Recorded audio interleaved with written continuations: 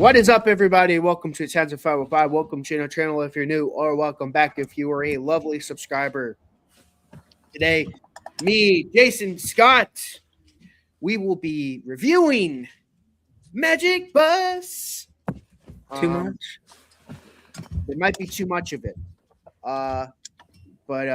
Yeah, so this is a US exclusive album. So instead of we like to do bonus tracks at the end of albums, and you know what, we were like, you know what, let's just do the Magic Bus album because a lot of those tracks are on there. There are 3 repeat tracks on this album, but it's okay. But yeah, it's an interesting album. This album is like, it's weird. I just named it Magic Bus for the review. If you look at the title, but the full title is Magic Bus: The Who on Tour. Who on Tour? The thing that makes it confusing is people are gonna think it's a live album. Yes, I thought it was a live album. I was like, that's what I thought. Is this a live album? Not gonna get that for another 2 years. Yeah, yeah. I'm not sure. Are we gonna review that live album? I know we're gonna include it on the ranking, but I'm not sure if I want to review it though. We don't have to review it since it's a live album. It's only like 6 tracks, though. So yeah, we'll cross that bridge when we get there. Yeah. So it's included on the ranking, which by the way will be on Scott's channel. So we're doing that again. Of course. For a third time. I asked Briar if he wanted to join us, and he said yes. So all right. Okay. It's a tradition. We got to do it on November, whenever that was, too. Yes, of course. Even if we finish the review by like, I don't know, June, we'll still wait. We're going through it fast, so yeah, this could be a faster series, I could tell. But yeah, we're going through. Yeah, I'm excited though. But speaking of Magic Bus, what do we think of the album cover? Kind of psychedelic looking. What do you guys think? Is that the one with the bus that you showed me? Yeah, I like that. I like we have a bus in it. It makes sense. It's November 20th, by the way. November 20th, which happens to fall on a Friday this year. Okay, so even if I'm in school, I'm usually off on Fridays. So yeah, that should work out. As for the Magic Bus cover, it kind of makes you think that this is going to be like a psychedelic album. It also is kind of a spoof on the Beatles' Magical Mystery Tour as well. Yeah, you got the fantasy tour bus and the psychedelic letters. Yeah, I see it though. I see it. And the band had no input on it. It's a cool cover, but it screams corporate decision, if that makes sense. Because that's really what this album is a bunch of songs that weren't put on an album and a few songs that already have been on an album that were put out by the record company because they had to put another album out for their Decca contract in the US. So now I will say, because even though it is a kind of a thrown together by the record company album, it's actually pretty good. Like the songs are actually all pretty good, and most of the ones that are not repeats, I feel like are actually pretty good songs. I just feel like I would have rather not have had the 3 repeats, but even the repeat songs are like good songs from the few albums before. So it's not a bad album. It's pretty good. Yeah, I totally agree. I think it's a pretty good album. Personally, what do you think, Jason? What's your brief thoughts? Oh, well, yeah, I'm not super familiar with this album, of course. It's not one I go to because it's not on Spotify. I look on Spotify and it's not on there. So I'm like, oh gosh. So I have to like search for each single song, and I can find every single song. I just have to search for it. All right, and not only that, I have to go song and I have to say the Who, so they know exactly what band, because they give me a bunch of titles from different bands. I'm like, no, the Who. I want the Who. So then it was a little annoying having to go through each song and figure out, all right, and it's weird because every song, it had like it'd have a picture of a quick one on it, and I was like, this isn't on a quick one. Like, what? It must be like a bonus track on quick one or something like that, or it'll show the Who Sell Out. I don't know, and I'm like, this isn't on the album. So I'm like, these must be like bonus tracks that were made during the same time they made the albums. and they threw it together. So it feels like an album. They just kind of threw together all these different songs plus some singles, I guess. So That's exactly what it is. it doesn't feel like an album to me. It feels like a bunch of thrown songs together. So it's very weird in a sense to me. It's like it's kind. I mean, you could kind of say it's kind of like Magical Mystery Tour, where they took a bunch of songs and put it together. But at least with Magical Mystery Tour, all of it's original. Like there's nothing on previous albums. That's Right. like the one thing I'll give it for that one thing. But yeah, I mean, yeah, I think it's a pretty good album. But let's start going track by track. We start the album off with Disguises, which this was one of two songs from the Ready Steady Who EP. We already talked about the other three from a quick one review. Batman, Barbara Ann, and forgetting the other one. Oh, I think I know which one you're talking about, but was it Circles or? Yeah, it was Circles. It was Circles. Okay. So yeah, so we get 102 on this album. What do we think about Disguises? To me, this was a really rough song. It was a bit clunky, the guitar playing and bass, whatever. It was just so loud. I felt like it over shadowed the vocals on it. I guess to me, it was just very loud. And again, I don't know. The best way I can say it was just really kind of rough sounding. I was just like, I like it to sound a little smoother overall. And the lyrics itself was very strange. Like I was kind of hearing this. I wasn't reading them, so I was kind of hearing the lyrics. I'm like, what is this song about? Like I was so confused. Like I was listening in, going, all right, you have a girlfriend who wears disguises, and you Yeah, don't that's know the you don't know who she is. And then there's one line about showing them to the guys, and I showed them the wrong girl, and I'm like, what? Is it the wrong girl? Is it the right girl? I don't know. It was like this. I don't get what's going on with this song. It was very weird, but yeah, overall, yeah, I don't know. It was just too much. The music part was too much, and I could have dialed back a little bit for me. yeah the sound of this song is not very well recorded. Very reminiscent of their second album, and oh Yeah, my gosh, yeah, the steam shovel sounds are too much on this song. That being said, lyrically, I think this song is hilarious. This guy is trying to show his friends his girlfriend, but his girlfriend like keeps wearing disguises, so he can't find out which girl she actually which is. girl is And she? he's like, "I'm afraid I'm going to point to the wrong one." And Yeah, then she takes off the disguise. It's like, "Oh, you're not the girl I thought you were. You were wearing yeah. disguises." You're Like, not the one I thought you were. I kind of screams novelty song, 60s novelty Yeah, song, but like in a good way. Which is a shame that they couldn't have gotten better production for this song because of that kind of the humor in this song. I don't know if Entwistle had anything to do with this song because I know he kind of has a sense of humor like that.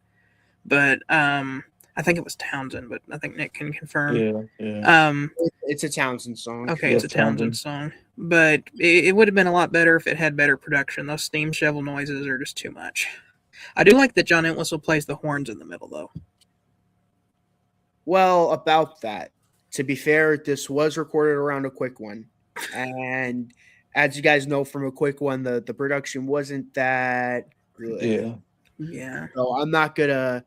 That's a thing. It's like all these, like a lot of these songs were from like this song and a few others were like a quick one, outtakes, and some of them are who sell out outtakes, and some of them were just recorded for 68. So again, you're getting a lot of other stuff. But as for my opinion on the song, I enjoy this cut. I always really enjoyed this cut because it's very psychedelic. I get again, like Scott was saying, the album cover kind of gives you a false narrative that the whole album is going to be psychedelic. The whole album is not going to be psychedelic, and I don't know. It's a fun song. The girl who occasionally bump turns out to be you wearing disguises. Again, it's kind of like like Scott said, novelty, like hanky panky, woolly bully, stuff like that, but yeah. not awful. But yeah. Um Next song on the album, we're gonna get one of the first of 3 repeat songs from previous albums. Run, Run, Run. We're gonna be very brief with these. I know I'm gonna be, but what do I have to say again about Run, Run, Run from a quick one? Just that the chorus was catchy. The run, run, run. Good guitar solo in there. It was still a little too loud. I think the instruments could have been dialed back again. And overall, good singing, I think, by Daltrey. Heavy for its time, pretty good. Go watch the review for the album it's from if you want my full thoughts. It's a really good song, and like Scott said, go check out the review. Again, I like the heaviness of it. I agree with Jason. It's a pretty heavy song for its time, but Yeah. go check out the review. Okay, now we're gonna get the B side to Magic Bus, and that'll be Dr. Jekyll and Mr. Hyde, and this is a Entwistle song. What do we think about this song? I thought it was really boring. I was not into it at all. And I don't have much more to say than that. I just wasn't into it. I'm going to have the opposite view. This is one of my favorite songs on the album. I think it's very fun and has a very Halloween-y vibe to it. Yeah, it does. I think this is another song that Entwistle wrote about Keith Moon's alcohol addiction, which means he did that twice. I guess he's trying to send a message like, "Hey, man, lay off the booze," because it's about Dr. Jekyll and Mr. Hyde, and about him when he drinks his potion, he's a different person. But kind of has that dual meaning with Keith Moon. It's like basically saying, "Stop drinking your potion," and kind of has that 60s novelty Halloween vibe to it that's really fun. The bass on it is super heavy. He does the Boris the Spider voice again whenever he sings "Hide" or whatever. And the chorus is really catchy. I like the backing vocals with the na na na na na na na na, and the actual melody itself, Mr. Hyde, Mr. Hyde, kind of has like a spooky melody to it. This is perfect for like a Halloween playlist. It's got like that spooky 60s Halloween vibes. So yeah, Boris the Spider. Yeah, like Boris the Spider. Almost like they were written by the same person. Belongs on your Halloween playlist. Yep. Yeah, Boris and the Spider and Dr. Jekyll and Mr. Hyde. I agree. Halloween playlist. I'm a huge fan of this song. I'm probably the biggest fan of this song out of the 3 of us. This is like one of the songs that, when you gotta dig deep into the lyrics. Like, I love my favorite part is the lovable fellow that buy you a drink, but when he's drunk he'll subdue in a blink. Mr. Hyde, Mr. Hyde, Mr. Hyde, Mr. Hyde. I love the beginning to Hyde, and then like in the background of Hyde, the second time it's like, oh, like you said, the Boris Spider voice. I love it. So it's fun. It's a fun song. It's a spooky song, but it's a fun song at the same time. This sounds like something that will be on a quick one. I know this was recorded as the B-side to Magic Bus, but I'm not sure. I'm not sure if this was recorded during the Magic Bus sessions.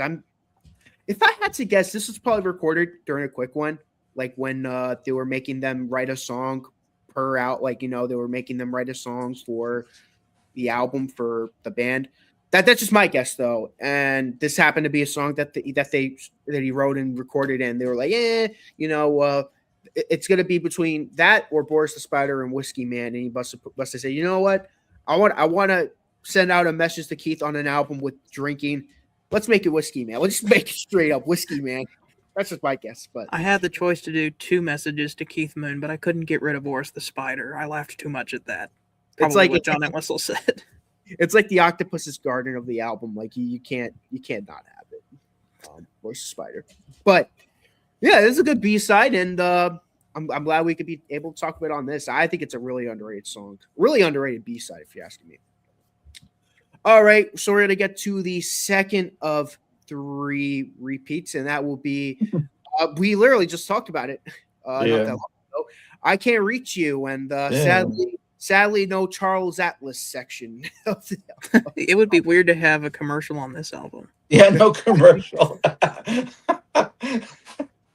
Like the commercial. Dun, dun, dun, dun, dun, dun, dun, dun, dun, How am I dun. supposed to turn into a But yeah, beast of a man? I'll never know without that Yeah, commercial in front of that yeah. song. It's missing I'm something. guessing, I'm guessing, Mr. Hyde is the beast of a man. Probably. Who knows? Same voice. Yeah. What? But yeah, what do we think about "I Can't Reach You" for the Yeah, second time? really, really good song. It was one of my favorite off of Who Sell Out. Super catchy. Yeah, great melody. Yeah, good song. This was my third favorite song on the Who Sell Out. I think it's better on that album though. It's still fun here, but I'm going to go ahead and put a disclaimer that none of the repeat songs, just because they're repeat songs, will be in my top 5. I'd like to Oh, highlight okay. 5 of the new songs. Okay. So That's the opposite of me. They're like the I best songs on the I album. might like some of these repeat songs better, like Our Love Was in this one, but I'm not going to include them in my top 5 just so that I can highlight the other original songs on this album. Okay. Okay. I'm with Scott. This didn't make my top 5 solely for the fact that this was already on the album. But yeah, I mean, I still really enjoy it. It's on one of my favorite Who albums. But I have nothing more to say. You just watch the review. It'll speak for itself. And let's get to the third and last repeat on the album. Our Love Was, Is. What do you think about that song? Yeah, love that song. One of my favorite off the album. It was my second favorite off of Who Sell Out. Love the harmonies and the vocals. Yeah, really good melody. This was my number 4 on Who Sell Out. So, really like that one. Cool psychedelic guitar solo from Townsend. And again, for my full thoughts, watch the Sellout review. Ditto Scott. All right.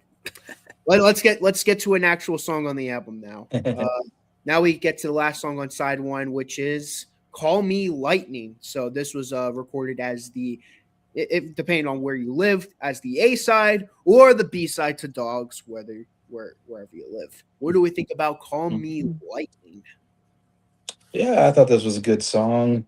Nice, catchy chorus and everything. But what really makes a song is the vocals. I think this is the best Raji Daughtry's done. I mean, I'd almost say better than anything he did on even Who Sell Out.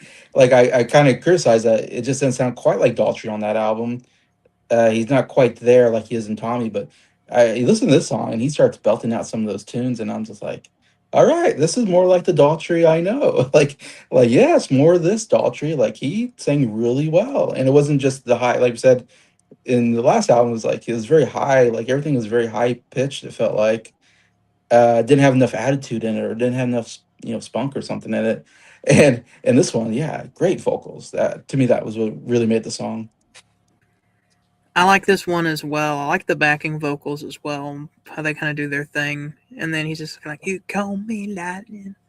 Yeah, he's really, like Jason said, starting to find his voice. And we all know how much I hated Dogs, so this is much better than the B side. But yeah, it's pretty good. I am a huge fan of this song. Like, well, I am a defender of Dogs. I think it's a catchy song, and I do like some of its novelty aspects of it. This is so much better. This is like A side material compared to that song. And honestly, this should have been on an album.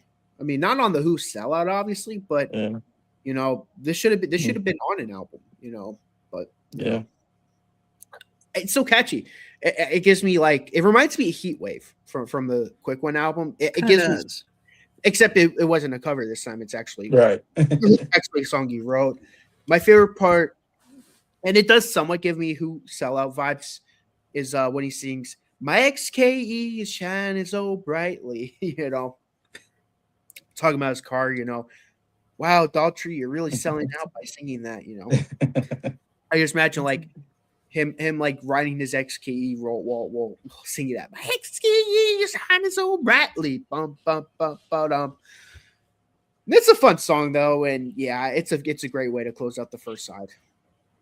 Well, we flip over the first side and we get to the title track, "Magic Bus." What do we think about "Magic Bus"? Yeah, it's the big hit kind of on this album that I think everybody knows from the Who. uh Yeah, super catchy song. Um, the acoustic guitar playing is fantastic. First, it's just really good strumming, but then he's also throwing in these guitar licks on the acoustic guitar, which I'm like, holy cow!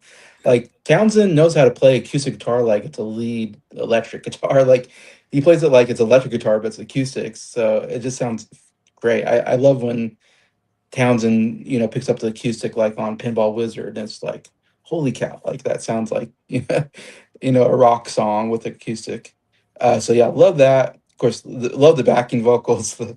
It's Magic Bus, bum bum, Magic Bus, like great backing vocals, and again, I think Daltrey really sings the heck out of the song.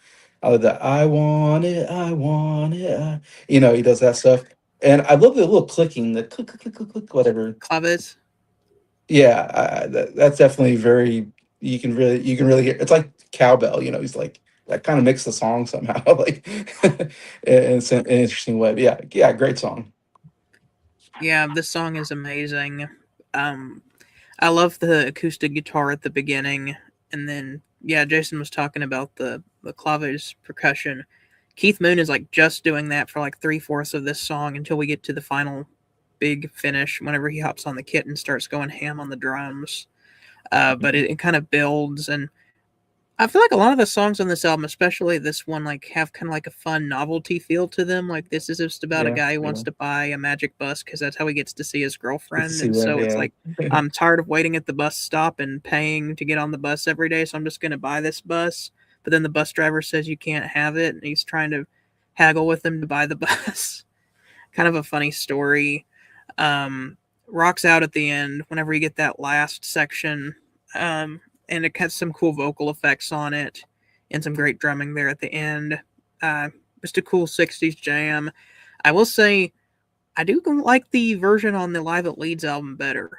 I Yeah, love yeah, this one, but I feel yeah. like it gets even better when they do it live because they extend Mhm. the part when he's trying to buy the bus, and this one is just like, I want it, I Yeah. want it, I want you can't have it. That's like all it is here, but then like on the Live at Leeds version, that happens, and then he's like, you can have the magic bus for 100 English pounds. How about it's like well, how about this? It gets into like a whole comedy bit section, and I feel like the jamming is a bit better on that version. But I do like the studio version as well. It both really good. I will say I think Entwistle said this was his least favorite song to play live because while Townsend gets to go crazy on the acoustic guitar, he's just going like boom boom boom boom boom boom, Really? like just on the same note throughout the whole song. The bass isn't very interesting on this song. But yeah, no, it's a very good song. I really like this one. Yeah, I love this version. My only thing though is I agree with Scott. The live version's a lot better. Yeah, But here's the yeah. thing, though. Here's the thing. I do really love the studio version too, because this was my song. Like in 2022 in high school, this was like my thing. Like in gym, like I was playing this song a lot. Like every time we would play like knockout in like it's like a basketball game. Oh yeah. I play this song all the time. It's like a great way to hype you up. Dun, dun, dun, dun, dun. I love it's so good. It's so good. And again, I'm gonna be biased. So I mean, of course I prefer the live version, but I think both versions are great. Um yeah, this is such a great song. Yeah, definitely a big highlight on the album. Well, we get the B side, or at least the UK B side to I Could See for Miles, and that is Someone's Coming. What do you think about that song? Yeah, for me, this was another song that I was just really bored with. It just didn't have catchiness to it or a melody that was memorable. It did have some horns, so I like that. We got some horns there. It's cool. But overall, it's just like one of the songs where I was like, there wasn't much to it for me. This is kind of an infamous song on our original Who ranking video because Breyer described it as the Who singing the Wiggles. Really? And it kind of has that sound with the horns, like the ba ba ba ba ba ba Good night, baby. Someone's coming. That's kind of what it sounds like. So it surprisingly fitting. But actually, I don't know if the reason I like it so much is just because of that, or if it's because I actually like the song. But every time I listen to it, I just laugh because of that comment.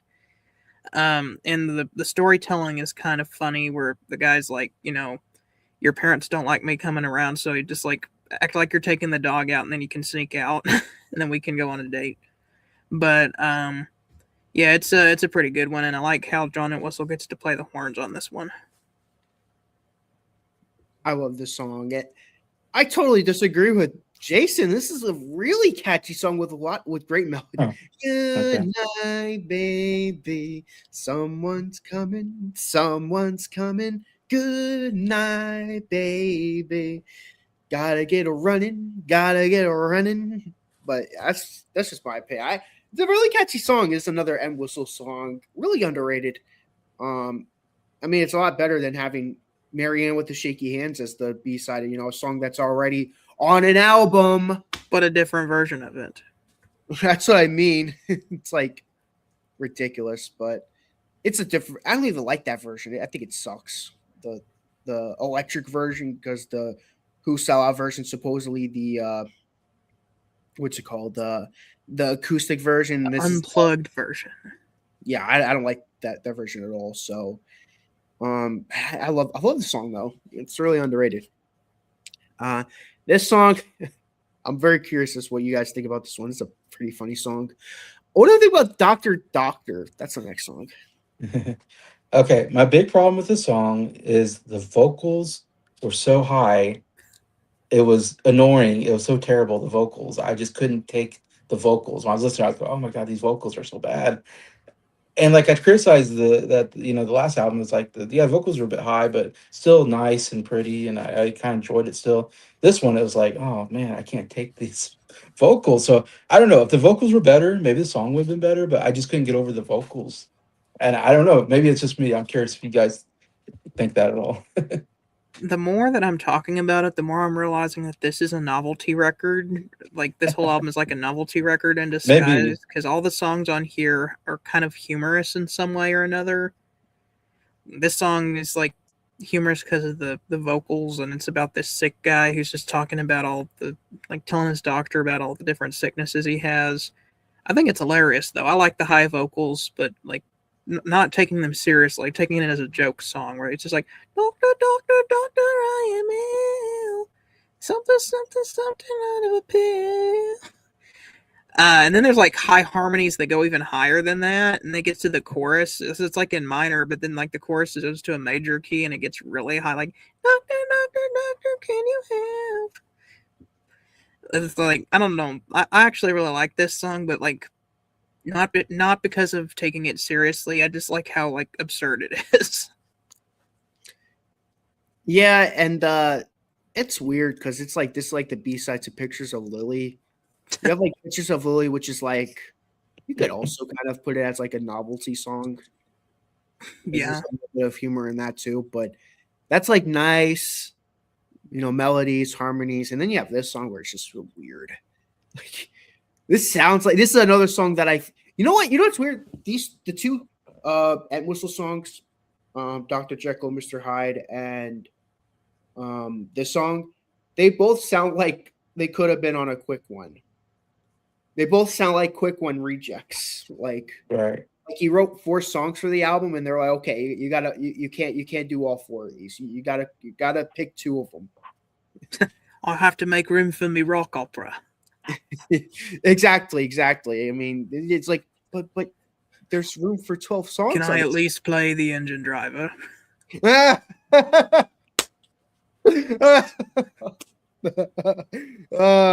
can totally imagine that, but yeah, I'm just like, I just imagine Entwistle will be like, "What? There's 12 songs on the record. You can play the engine driver on a Quick One. Okay, deal." But we have to keep my song about the spider too. gotta play the song about the spider. Oh man, but yeah, I think this is an interesting song. It's always been my least favorite on Magic Bus. This song and the next song have always been my my two least favorites on the album. Even counting the repeat tracks is like my least favorite. It's cool though, but it's not a Who song that I go back to though. You know, like the last time I heard the song was for the album, which was a while ago. Now we get to the next song on the album, Bucket T. This was sung by Keith Moon. What do you think about the second Keith Moon song in their discography? Oh, I didn't know this is a Keith. You showed me something Who wrote it. It wasn't any of the right. It wasn't any of the Who, right? No. I think So I this was is a like, Jan and Dean cover. I was like, is this a Who song? Like, I was like, this doesn't even feel like a Who song. Like, what is this song? I don't get what this song is. It was I'm baffled by the song. I'm like, what is this? It's a commercial. That's what I wrote down. That's my note. That's your Commercial that's, question. Commercial question mark is my one note I have for the song. What is this? It sounds like a stupid commercial jingle. This is like by far the worst song on the album, and the worst song I think the Who have done so far. I know there's gonna be worse songs on Tommy, but this is baffling how bad this is. I don't know what this is. It's what's this doing here? Okay, so Keith Moon was really big into surf rock, like the Beach Boys and this other group named Jan and Dean, and this is a cover of a Jan and Dean song because he was Okay. obsessed with. He was quoted as saying, "If the Beach Boys ever tell me that I can be their drummer, then I'll quit the Who." That's how much he loved surf rock. Yeah. So it's him getting his chance to finally sing surf rock. Okay. That being said, it sucks, and this is the worst song on the album. Okay. It is so annoying. They just go bucket tea, tea, tea, bucket tea, and even higher and more annoying voice than Doctor Doctor, and it's just that over and over again. Then you finally get to the actual verse, and he just saying like my bucket tea, like he's singing so annoying. It's like just make this end already. Like his voice is very like comedic, and it works when he sings as the bellboy later on, but other than that, I think he should just stick to playing the drums. I like the song, but I'm a big Who fan, but it's in my bottom. It's in my bottom of the two. Okay. It's like again, this and Doctor like fighting for like what's like my least favorite on the album. You know, again, it's a song that I like it. It's a good song for me, but it's just why would this is not a song that I would go back to on its own. You know, it's weird though. It's a weird song. It's one of those songs again. I get a kick out of it like every once in a while, but nothing that'll be like, yo guys, you're not real Who fans if you never heard Bucket Tea by the Who. I'm gonna tell you why Bucket Tea is better than Baba O'Reilly. And write like a 3-page essay on why this is brilliant. This is brilliant. The brilliance music. of Bucket Tea. Yes. He's wearing his influence Picasso from of the Who. He's wearing this influence of Jan and Dean right on his sleeve. It's a much more artistic. It doesn't have to be commercial. Yeah, it doesn't have to be commercial. Come on, guys. You have to have the ear for it. You just have to have the. If your ears are tickled by Baba O'Reilly and won't get fooled again, I'm sorry for you simpletons or whatever. Yeah, you stupid simpletons. Yeah. Anyways, let's get to the last song on the official album, and that is "Pictures of Lily." Yeah, this is a song, of course, I've heard many times before. I don't know if it was a big hit or it was a single, but I just knew I knew the song. It's a single, but it's not like a mainstream single like the other ones. Yeah, so I know the song before, and of course, yeah, it's a really good song. Mostly because that chorus is so good. That pictures of Lily, and I can't remember the words exactly, but something like it gets me through the night or something like that. But it's like very beautiful chorus, very great melodies. Those harmonies and the backing vocals, are so good. The pictures of like, oh my gosh, some of the best harmonies I've heard out of the backing vocals. Like, it's somewhat of a hit song for a good reason. It's very catchy and great melody and everything. Yeah, definitely another favorite on the album for me, kind of like Magic Bus. Ready for my hot take? Yeah. I don't love this song. Okay. This is one that a lot of people like really like. I've never been a huge fan of this song. It's kind of just okay. And I don't know. I think the story is a little odd as well if you find out what it's about. Right, right. Yeah. It's like, oh, well, okay. Which is interesting because usually, like, Townsend, he can be very profound in his songwriting, and then sometimes he writes stuff like this. And I guess I'm more into like his more serious stuff, like stuff like, Our Love Was, I Can't Reach You, Sunrise, that have like, just like lyrics that read like poetry. And then you get this, it's just like, oh, this is about a kid looking at a picture of an old vaudeville star and doing things with it. So yeah, not one of my favorites. I loved it. I'm with Jason. This is a great Okay. song. I get what you're talking about, though, Scott. It is. I'll admit, I was kind of in your boat when I first started the song. I'm like, this is like a hit single for them. This is like a single for them. Like what? But it's okay. It's one of those songs that grown on me because of how catchy it is. Ba, ba, ba, ba, ba. Pictures of Lily, da da da da da. Lily, oh Lily, bum bum bum bum bum. Pictures of Lily. Yeah. Solve my childhood problems. My favorite part of the song was when he goes, I went up to my father and said, "Can I meet Lily?" And he said, "Son, don't be silly. She's been dead since 1929." I love that. That's my favorite part of the song. He's like, "Can I meet Lily?" He's like, she's dead. That's 29. I'm like, that's dark, but and she's like, "Oh, how I cried that night." It's a funny song, but it's a fun, catchy song at the same time, and it's a pretty good album closer too.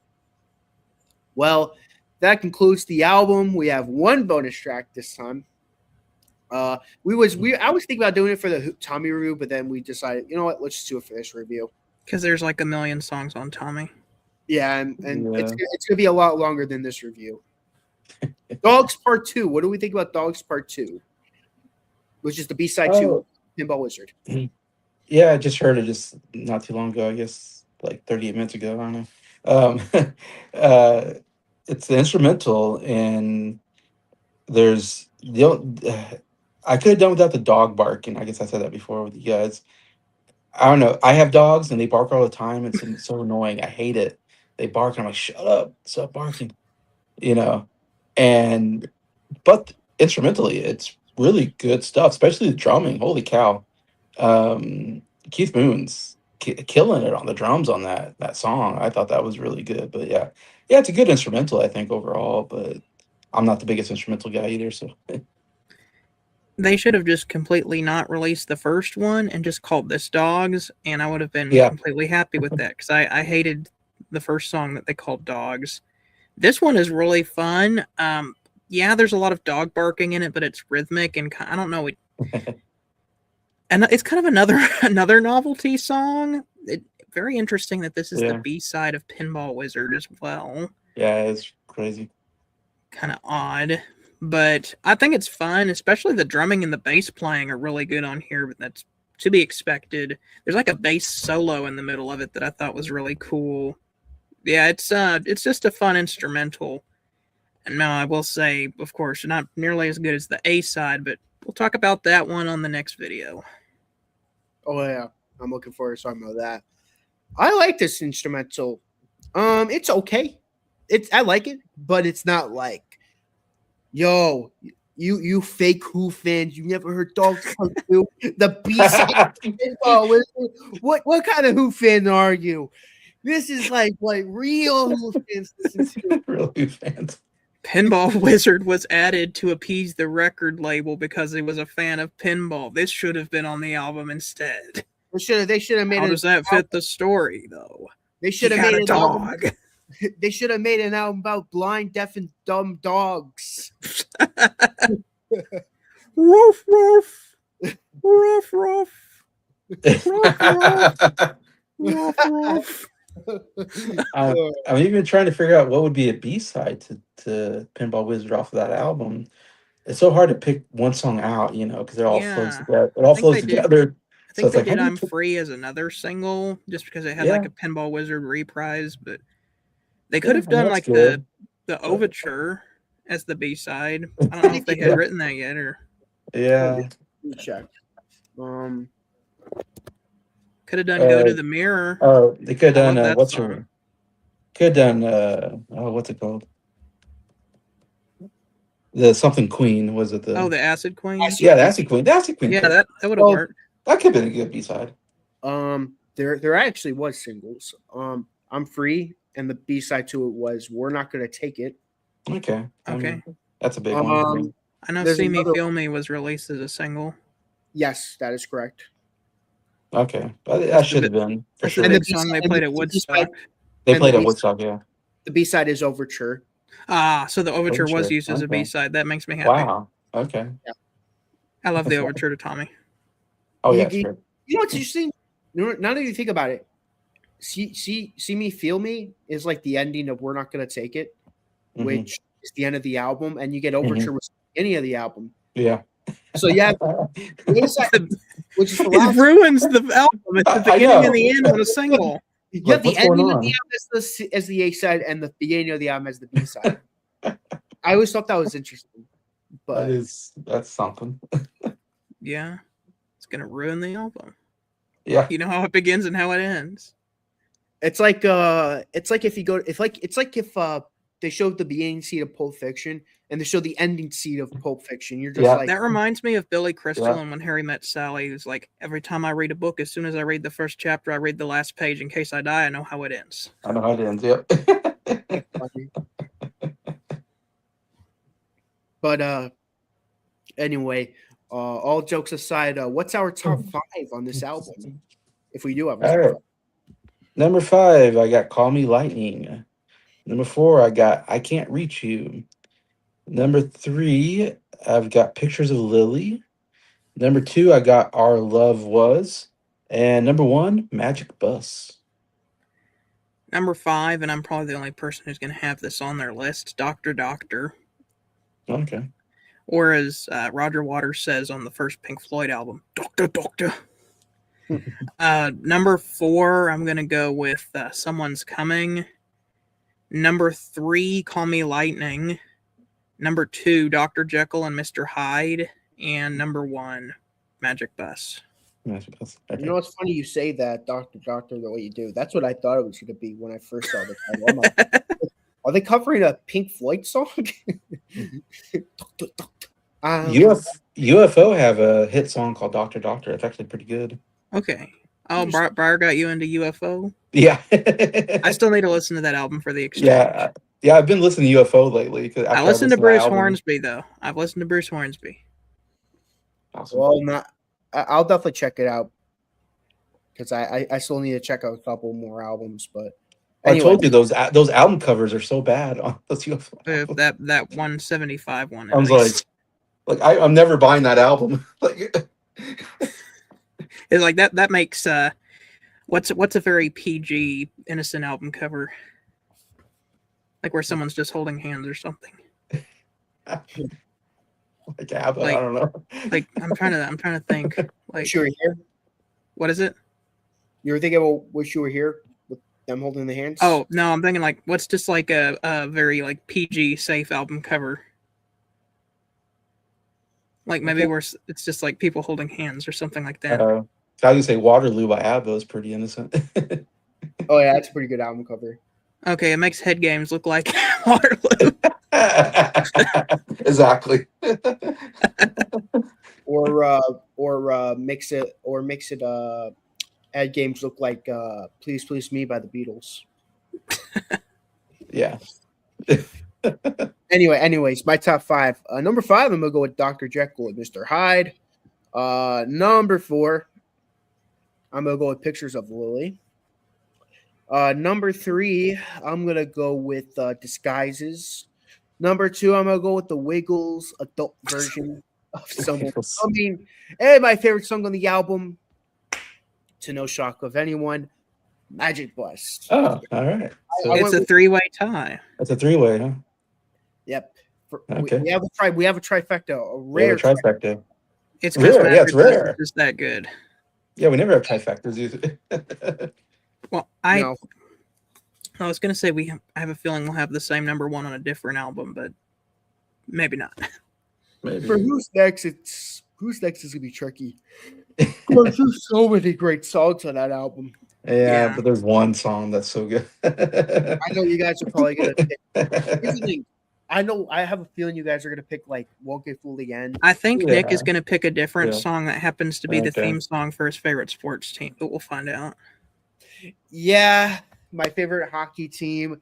It's between Baba O'Reilly or "This Song Is Over," or "Getting Into." And those three songs are like always in a Mhm. sluggy. Spoiler alert, but that's my top four right there. The four we just talked about. The thing is, Scott, those three songs, they're always in a bloodbath for my top three. And then you have songs like My Wife, Won't Get Fooled Again, and Behind Blue Eyes. Bargain. Bargain. You have yeah. four.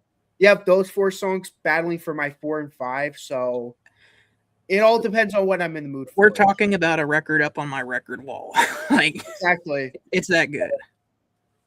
If any of those songs don't end up in my top 5, it's not because I don't like them or they're not worthy enough. It's just how I felt that day. But why are we even talking about that? I don't even want to spoil that. Yeah, we're late. We're early, I guess. Exactly. But anyways, what score are we gonna give this album? Yeah, gosh, I'm sorry. I really didn't like the album. I gave it a 6 out of 10. And I think it's just because it just felt like a bunch of reject songs from other albums that didn't work. That's what it felt like to me. And now Scott said novelty songs, so maybe that's part of it. Maybe they just felt Yeah. like they felt like novelty songs or something. Like I was like, what are these songs? I just and then they picked two good songs from Who Sell Out, or yeah, so I'm like, that's fine. Like, but again, I probably don't need those songs because I already have the Who Sell Out. I do like Magic Bus and Pictures of Lily. It's nice we got two covers two hit singles that aren't on any UK album. So like I wish they'd do more of that with well, the only one that's really missing is Can't Explain, probably. That should have been on an album. That substitute as well. Substitute. That's another one. If you want Substitute, I Can't Explain, Magic Bus, those are all on the Meaty Beaty Big and Bouncy compilation. Yeah. You have to get the compilation to get all that stuff. And I'm sorry to say I did not like the Entwistle songs. And I know Nick loves Entwistle and stuff. And I love his bass playing, but I'm still, my top 5 is all Townsend. I'm still on the Townsend should be the main songwriter. To me, he's the best songwriter in the group, and I prefer him. But yeah. I learned today that I could probably get my favorite songs on this album by just buying the Magic Bus single, because the B-side is Dr. Jekyll and Mr. Hyde, which is my number 2. I'd like to buy Call Me Lightning, which is a single, but the B-side is Dogs, so we'll see if I get that one. Okay. But I'm gonna go with 6.5. It's like there's some good stuff on here, but I'm not gonna be listening to this album very much. And like I just said, I probably could just get away with buying the Magic Bus single. Fair enough. I'm going to give this an 8 out of 10. So you're probably thinking, oh, he's probably going to give it a 10 out I of 10. thought it was going to be like 10 out of 10 or something. It's like the first album from The Who. I'm not good. I mean, if we're going by studio albums, we're still on the 10 out of 10 streak. But if we're going by all the releases, technically this is where the streak ends. Doesn't mean it's bad, but it's an 8 out of 10. My biggest problem is, yes, there are 3 repeats. You could have had Substitute, Can't Explain, and I'm a Boy. That's another one. I'm a Boy, Can't Explain, and Substitute. You could have had those 3 songs on there. Heck, even just to make it a 12-song album, make it anywhere, anytime, anywhere, to make it a 12-song album. And you have a really great 12-song album. And it could have been a 9 just for that alone. But yeah, again, Bucket Tea, Doctor. Again, I like those songs, even though I'm probably the only one who likes those songs, even though I'm the only one who likes the song out of the 3 of us, they are my least favorite, and I do not go back to them often or even at all, unless listening to that on You're its not own. wrong. But it's a good album though. I really like Disguises. I really like Dr. Jekyll and Mr. Hyde. That's the thing. I don't want to own the Ready Steady Who EP because I hate Barbara Ann. I really I don't like what's it called? So Barbara Ann, Batman. I don't like their cover of Batman That either. one's We have Barbara Ann, Batman, and Bucket T on the same EP. What does that say? Exactly. I'm just like that's why I'm like the only way I could get What is- Disguise is with this album. And that's so Disguise is Dr. Jekyll.